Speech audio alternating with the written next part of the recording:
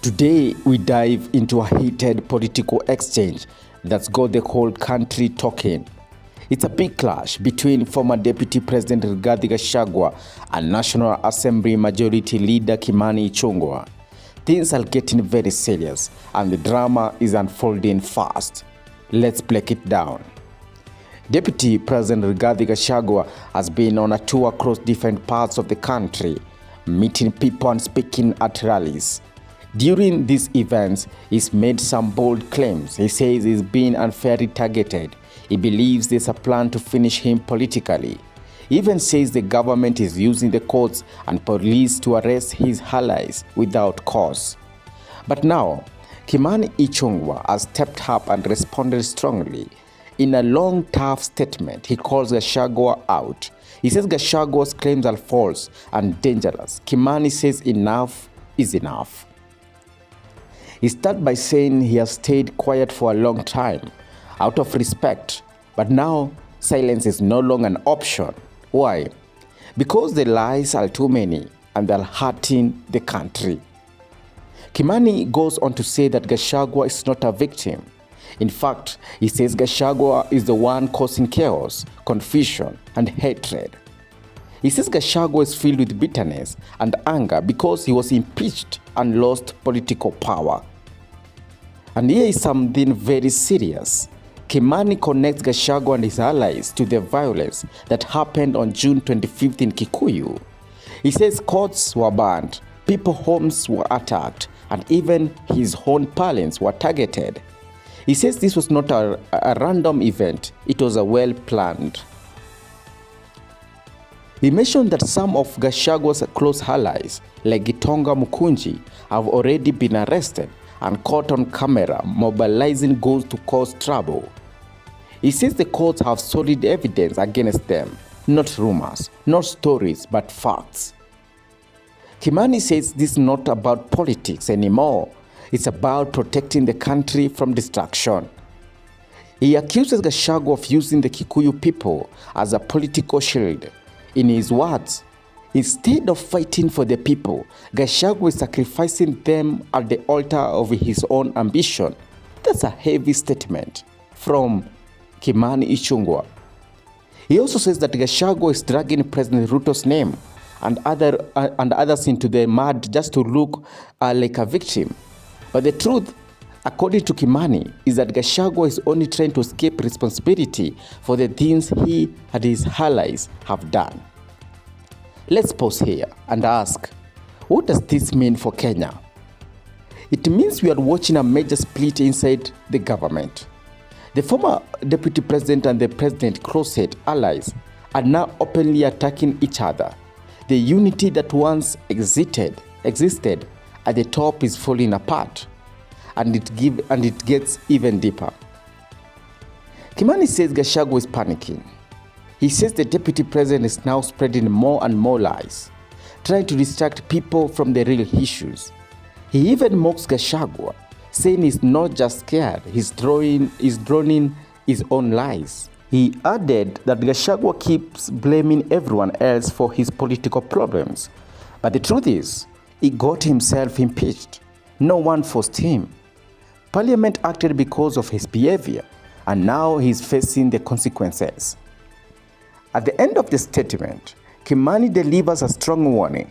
He says Gachagua should stop playing the victim and face justice. If he has evidence, he should take it to the court, not to the media, not to the public. Let the law decide. He finishes by saying this: Gachagua lies and propaganda will not save his career. His downfall is his own doing. Wow. These are not just political words. They are words of war, a serious political war. So what should we expect next? Well, this story is far from over. Gachagua will likely respond. He is a loyal base. He's not going down quietly. But with his allies being arrested and the government tightening the noose, the road ahead looks very rocky. This is no longer just about politics. It's about power, justice, and the future of leadership in Kenya. We will continue to follow the developments closely. If you find this breakdown helpful, don't forget to like the video, share your thoughts in the comment section, and subscribe for more updates. Thank you for listening, and until next time, stay informed and stay safe. My name is Frank, and this is Africa Vision. The tired regime of Ruto had a well-organized state-sponsored militia in cohort with the police and other state security agencies to maim, kill and destroy property, and blame it on the Kikuyu community and specific leaders who are perceived unfriendly to this killer regime. This targeted profiling of the Kikuyu community and destruction of their specific business is an economic sabotage not new to the narrative of William Ruto. On the 30th day, this state-sponsored militia, under instructions and guidance from the police, were dropped in different places in the country, and mostly in the Mount Kenya region and other regions not perceived friendly to the government. They were strategically dropped past midnight, and then roadblocks were placed by the police while others was dropped early in the morning. The militia were procured by Ruto, governors and MPs allied to him. These regions include Nairobi, Kiambu, Kajiado, Kisii, Nyeri, Murang'a, Kiambu, Kirinyaga, Meru, Nyandarua, Kajiado, Kitengela, Ongata-Rongai, Machakos, Embu, and in Wote. They had clear instructions to loot and destroy specific properties under police supervision. A killer squad of 101 that works under the Director General of the National Intelligence Service, Nuruddin Haji, was armed with assault rifles and drove in a convoy of unmarked Subarus, shooting and killing innocent protesters aimlessly in the streets and estates. This squad in Subarus, hooded and masked against court orders, are disguising themselves as DCI's officers, yet we know they are not. In fact, I would like to clarify that the National Intelligence Service has procured Subarus to give an impression that this killer gang is from the DCI. The truth of the matter is that this has nothing to do with the DCI. This is the National Intelligence Service. And this squad of 101 people was formed when I was still in government. Officers were recruited from the Administration Police Unit for special training by NIS on abductions, killings, and cover-up. And this is a squad that is killing the people of Kenya. The killings and the business destruction pattern point to William Ruto's ethnic profiling narrative, which is a master with no rival. With a close coordination of PS Interior Raymond Omolo, this narrative was boosted online by state bloggers to spin the narrative. The Cabinet Secretary Kipchumba Murkomen's public to shoot to kill order, coupled with assurances to police officers that the government will not cooperate with the investigators in police conduct, has emboldened security forces. Police officers are now on record threatening citizens who are in their homes, boasting of their license to kill, acting with a confidence that can only come from the highest echelons of power. Mr. Murkomen's admission that these are not just instructions from him but orders from above removes any ambiguity about where responsibility lies. It will be recorded that in the run-up to the 2007 general election and its aftermath, the narrative of 41 against 1 was a masterpiece of William Ruto. The target was profiling Kikuyus against the rest of the country. To a large extent, he succeeded, and every Kenyan knows what happened, and it is also fresh in his mind of the ICC ordeal still hanging on the neck of William Ruto today. We remind William Ruto that his ICC cases are not yet over. They have been posed after witnesses disappeared, and what he is pretending over are crimes under the Rome Statute. It is clear history is repeating itself, and the architect William Ruto is back on the deck. He is hell-bent to finish his unfinished business with the people of Mount Kenya, destroy their businesses, and make them black sheep of Kenya. Despite this horrible experience, the people of Mount Kenya voted William Ruto to a man in 2022 general elections against the advice of President Uhuru Kenyatta, whom Mr. Ruto had branded as a drunkard and a useless leader. Today, the people of Kenya, and especially the Mount Kenya region, feel sorry that they did not heed to the advice of Uhuru Kenyatta. These state-sponsored militia were key in touching of various parts of the country with ease of police assistance to prefer terrorism charges on specific people from the Mount Kenya region. So far, about 50 young people are in courts in trumped-up charges of terrorism in scenarios of state-managed crimes by the state. Again, this is a clear onslaught on the Kikuyu nation. A case in point, when a police station in Mawego in Homa Bay County was torched, the suspects for that particular crime have been charged with arson. But when a police station is alleged to have been torched in Kiambu, suspects from the Kikuyu nation are charged with terrorism charges. This is serious ethnic profiling. Last night, in Juja and Kirinyaga, these state-sponsored militia invaded various businesses. Luckily, in Kirinyaga, after Wananchi went to Sagana police station and they refused to act, saying they had orders from above not to interfere, the people organized themselves and repulsed the militia. Mr. Ruto's ethnic profiling has led to the destruction of the foreign properties belonging to the people of Mount Kenya. Maguna supermarkets in Meru, Kahawa West, and Murang'a.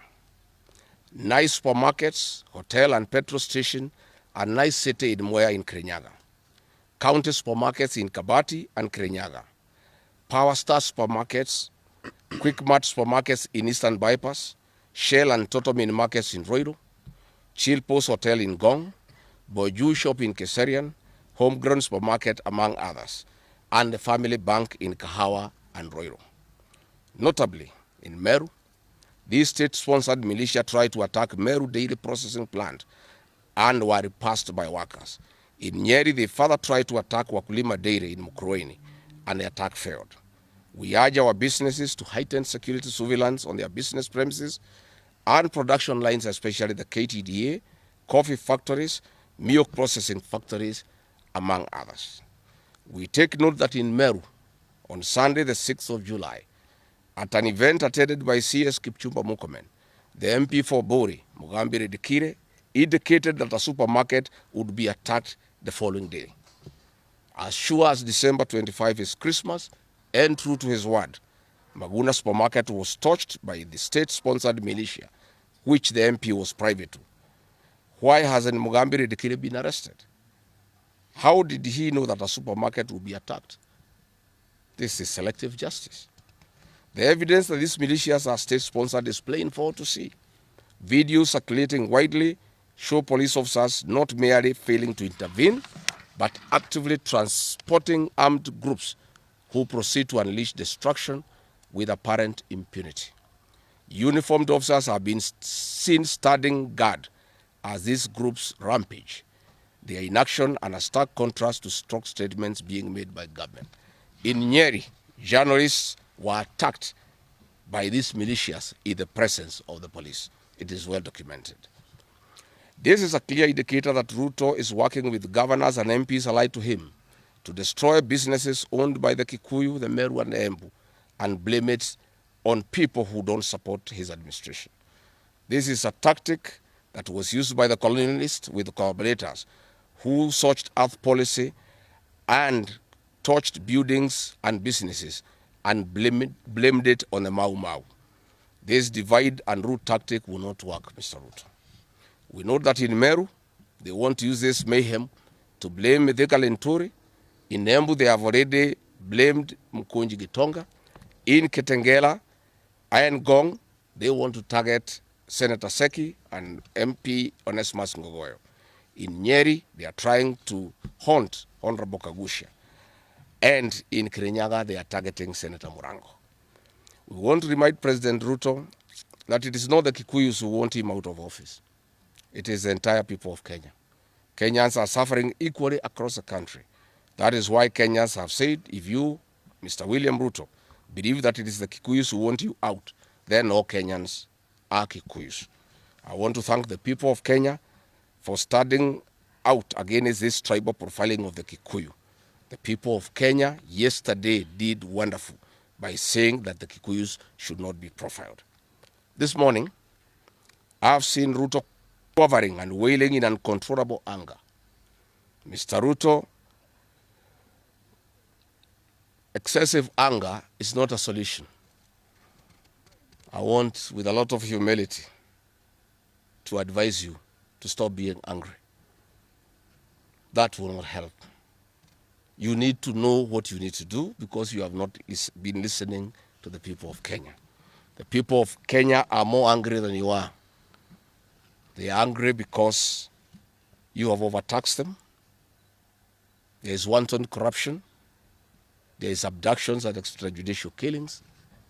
There is ethnic profiling and other ills that bedevil your administration.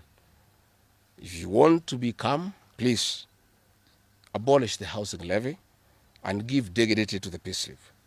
I've heard you saying that you cannot give jobs to the young people. Please restore the dignity of the payslip. Restore the capacity of the middle class. The middle class will give jobs to these young people.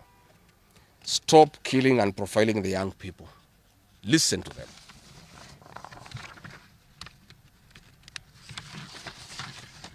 Stop abductions and extrajudicial killings. Abolish, disband the killer squad of 101 officers at Nurdin Haji. Give hustlers the jobs that you promised them. Mr. William Ruto, you are the one who promised. You cannot cry today that you have no solution, saying that other presidents have not been able to do it. You are the one who promised these young people. Stop police brutality. Stop abductions and illegal detentions. Get the hustlers from the bottom of the economic pyramid, as you promised. Yes, Mr. President, we agree there were other presidents before you, as you have rightly stated, and true, they never went through what you are experiencing today. May it please you to know that the reason why Kenyans rarely had problems with them, Mwai Kibaki and Uhuru Kenyatta were guided by the Constitution and the rule of law. They did not capture our constitutional institutions to work for them, instead of working for Kenyans. They never killed children. They never attempted to build churches in State House. They never organized militias to destroy people's property and kill them. That is why you have a problem. And we also want to remind you that Mwai Kibaki had a difficult time from you, William Ruto. Videos are everywhere. You cannot say that Mwai Kibaki did not face resistance. It's on record that you gave hell to President Kenyatta for 5 years. So it is hypocritical for you to allege that Mwai Kibaki and Uhuru Kenyatta had a very easy time. Most of the problems Mwai Kibaki and Uhuru Kenyatta had came from yourself, and it's on record. We want to advise you that the one-term movement is not getting you out of power outside the Constitution. Mr. President, nobody wants to throw you. Nobody wants to overthrow your government. Nobody wants you out of power through unconstitutional means. Mr. President, I and the people we work with are on record. We want to remove you from State House through the ballot in 2027. This narrative you are creating that there is an attempt to overthrow your government is for you to have the opportunity to use the Terrorism Act to profile communities and to persecute leaders who are opposed to your administration. Please relax. We want you to serve your one term. Nobody wants you out of government unconstitutionally. Nobody has any plan to overthrow your administration, Mr. President. We want to face you on the ballot in August 2027. So just relax and stop crying wolf that anybody wants you out of office unconstitutionally. There is no leader here who is planning a coup, and none has the capacity. And nobody is interested. The leaders in this country, and indeed 95% of the Kenyan population, want to humiliate you at the ballot. They will relish that moment. None of them would want you to go out through any other method, unless, of course, you decided to resign on your own volition. So please stop creating this narrative. This narrative is to enable you to use anti-terrorism law to persecute leaders and to persecute the Kikuyu community. If you speak out online, Mr. President, you want to use the Terrorism Act to harass people. If you dare challenge your administration, you want to use the Terrorism Act to deal with people who are opposed to your administration. My fellow Kenyans, let us not be deceived. William Ruto has stripped away even the pretense of democracy. What we are witnessing is not the rule of law, but the rule of fear. This is not the behavior of a government that serves its people. This is the machinery of outright dictatorship.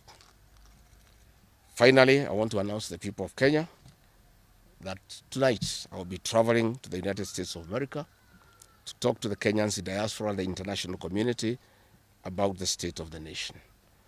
I would have wanted to stay in the country at this very difficult time when our people are under siege, but I have engagements that I'm not able to postpone.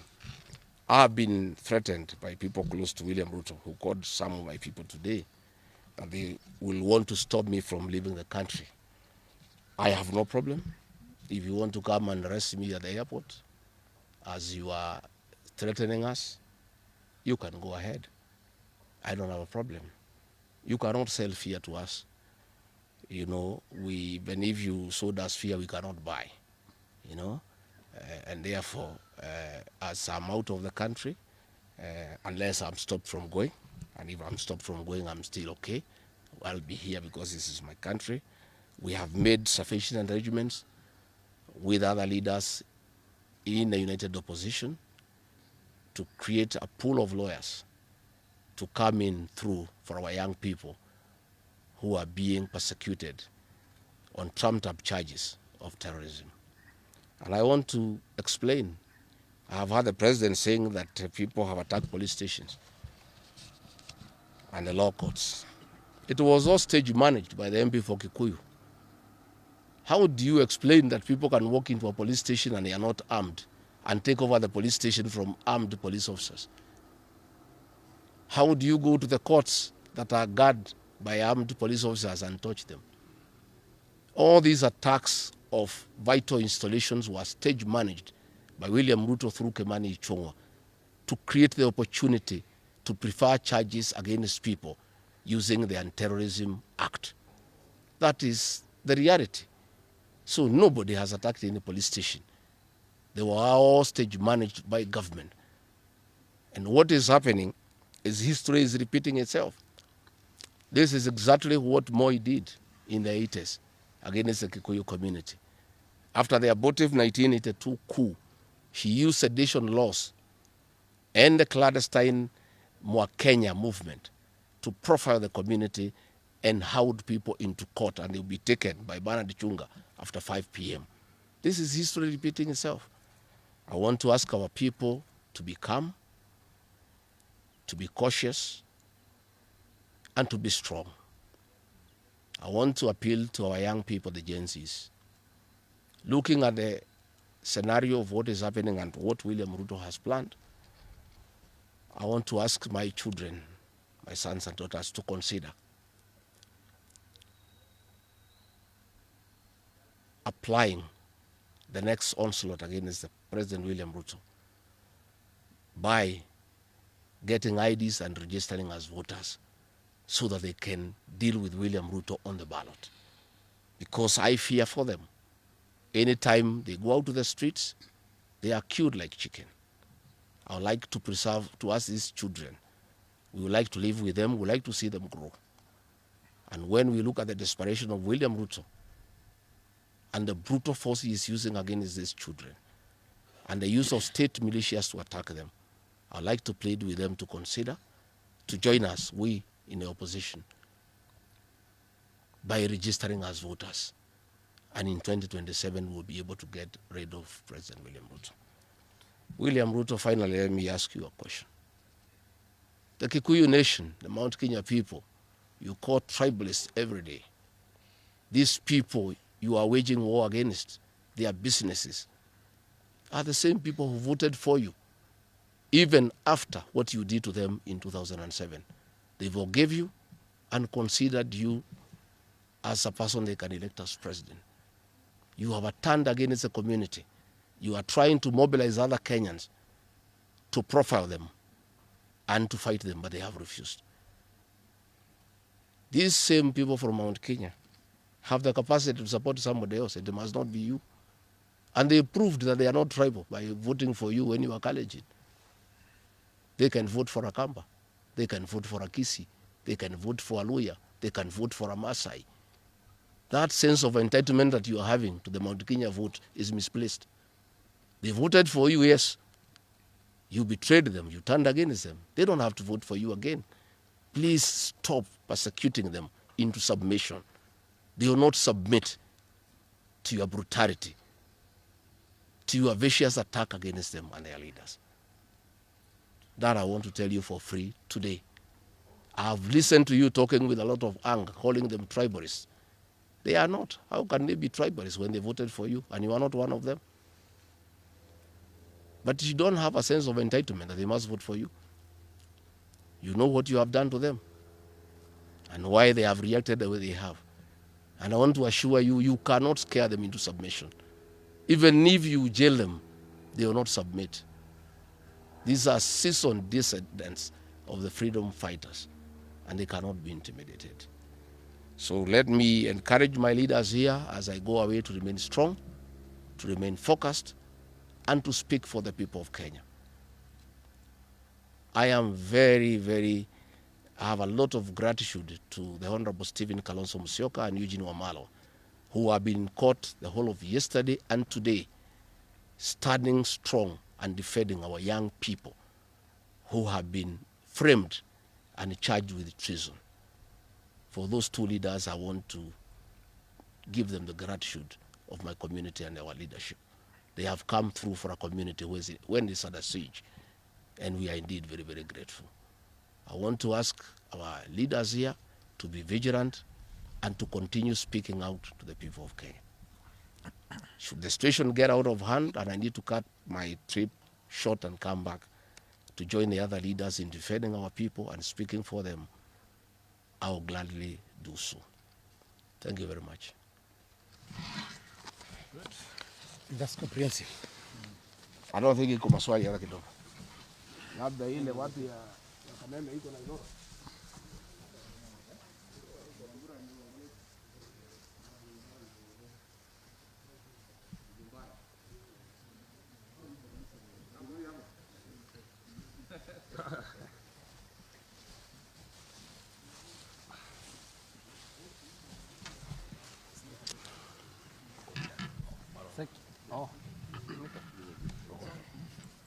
Muko tayari wale watu ya